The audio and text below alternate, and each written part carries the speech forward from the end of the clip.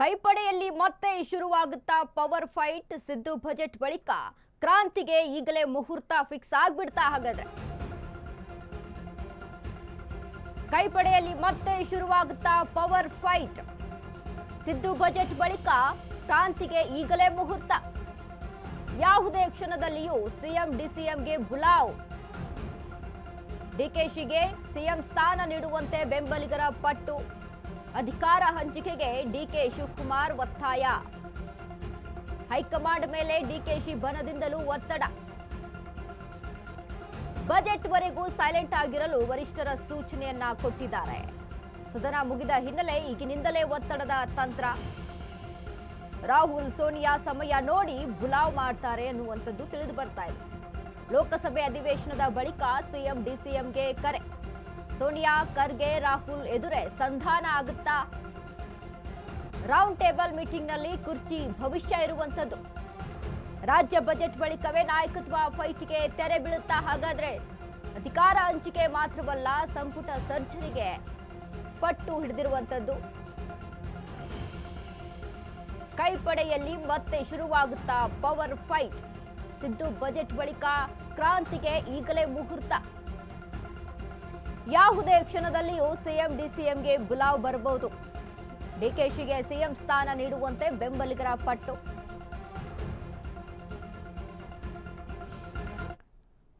ಇದೀಗ ಕೈಪಡೆಯಲ್ಲಿ power fight ಮತ್ತೆ ಶುರುವಾಗುತ್ತಾ ಅನ್ನುವಂಥದ್ದು ಒಂದ್ ಕಡೆ ಕಾಣಿಸ್ತಾ ಇದೆ. ಯಾಕಂದ್ರೆ ಈಗಾಗಲೇ ಕುರ್ಚಿ ಕಾದಾಟದ ಬಗ್ಗೆ ಬಜೆಟ್ ಆಗ್ಲಿ, ಬಜೆಟ್ ಮಂಡನೆ ಆಗ್ಲಿ, ಈ ಬಾರಿನೂ ಬಜೆಟ್ ನಾನೇ ಮಂಡಿಸ್ತೀನಿ ಅಂತ ಒಂದ್ ಕಡೆ ಸಿಎಂ ಸಿದ್ದರಾಮಯ್ಯ ಅವರು ಪಟ್ಟನ್ನ ಹಿಡಿದು ಇದೀಗ 16 ಬಜೆಟ್ ಮಂಡಿಸಿ ನಂತರ ಇದೀಗ 17ನೇ ಬಜೆಟ್ ಮಂಡನೆಗೆ ರೆಡಿ ಆಗಿದ್ದಾರೆ.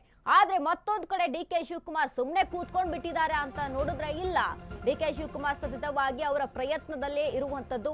ಹೀಗಾಗಿ ಡಿಕೆಶಿ ಬೆಂಬಲಿಗರಿಂದ ಅಲ್ಲಿ ಒತ್ತಡ ಕೇಳಿ ಬರ್ತಾ ಇದೆ ಅನ್ನುವಂಥದ್ದು ಮತ್ತೊಂದು ಕಡೆ ಮಾಹಿತಿ ತಿಳಿದು ಬರ್ತಾ ಇದೆ. ಹೀಗಾಗಿ ಹೈಕಮಾಂಡ್ ನಿರ್ಧಾರ ತೆಗೆದುಕೊಳ್ಳುತ್ತೆ ಅಂತ ಇಬ್ರು ಕೂಡ, ಸಿಎಂ ಕೂಡ ಡಿಸಿಎಂ ಇಬ್ರು ಮಾತನಾಡ್ತಾ ಇರ್ತಾರೆ. ಹಾಗಾದ್ರೆ ಇದೀಗ ಬಜೆಟ್ ಆದ ಬಳಿಕ ಹೈಕಮಾಂಡ್ ಮಿಡಲ್ ಅಲ್ಲಿ ಎಂಟ್ರಿ ಮಾಡಿ ಅಲ್ಲಿ ಇವರ ಒಂದು ಈ ಸಮಸ್ಯೆಯ ಬಗ್ಗೆ ಪರಿಹಾರವನ್ನ ಒದಗಿಸಿ ಕೊಡ್ತಾರಾ ಅನ್ನುವಂಥದ್ದು ಮತ್ತೊಂದು ಕಡೆ ಕಾಣಿಸ್ತಾ ಇದೆ.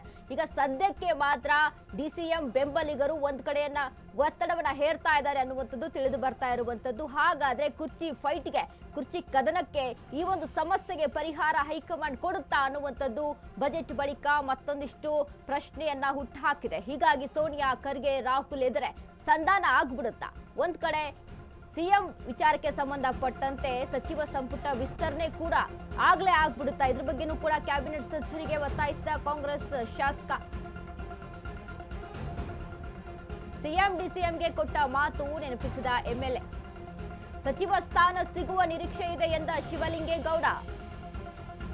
ನಾನು ಜೆಡಿಎಸ್ ಪಕ್ಷ ಬಿಡುವಾಗ ಮಾತು ಕೊಟ್ಟಿದ್ದಾರೆ, ನನ್ನ ಮಂತ್ರಿ ಮಾಡ್ತೇವೆ ಅಂತ ಮೊದಲೇ ಹೇಳಿದ್ರು. ಹಾಗಾಗಿ ಕ್ಯಾಬಿನೆಟ್ ರೀಶಫಲ್ ಆದ್ರೆ ನನಗೆ ಸ್ಥಾನ ಸಿಗುತ್ತೆ. ಸಚಿವ ಸ್ಥಾನ ಸಿಗುವ ವಿಶ್ವಾಸ ವ್ಯಕ್ತಪಡಿಸಿದ ಎಂಎಲ್ಎ. ಕ್ಯಾಬಿನೆಟ್ ಸರ್ಜರಿಗೆ ಒತ್ತಾಯಿಸಿದ ಕಾಂಗ್ರೆಸ್ ಶಾಸಕ. ಸಿಎಂ ಡಿಸಿಎಂಗೆ ಕೊಟ್ಟ ಮಾತು ನೆನಪಿಸಿದ ಎಂಎಲ್ಎ.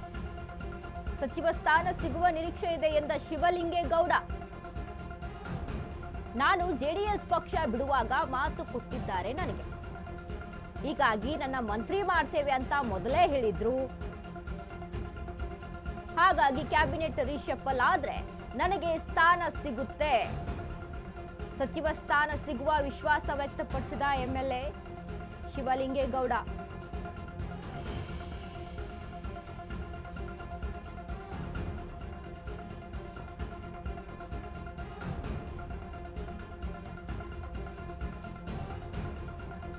ನೋಡಿ, ಒಂದ್ ಕಡೆ ಕುರ್ಚಿ ಫೈಟು ಕೇವಲ ಸಿಎಂ ಡಿಸಿಎಂ ಮಧ್ಯೆ ಇದೆ ಅಂತ ನಾವು ಅಲ್ಲಿ ಮೇಲೆ ಮುನ್ನೆಲೆಗೆ ಬರ್ತಾ ಇರುವಂತದ್ದು. ಆದ್ರೆ ಏನು 139 ಶಾಸಕರನ್ನ ಇಟ್ಕೊಂಡಿದೆ ಈ ಒಂದು ಕಾಂಗ್ರೆಸ್ ಪಕ್ಷದಲ್ಲಿ ಇದ್ದಾರೆ.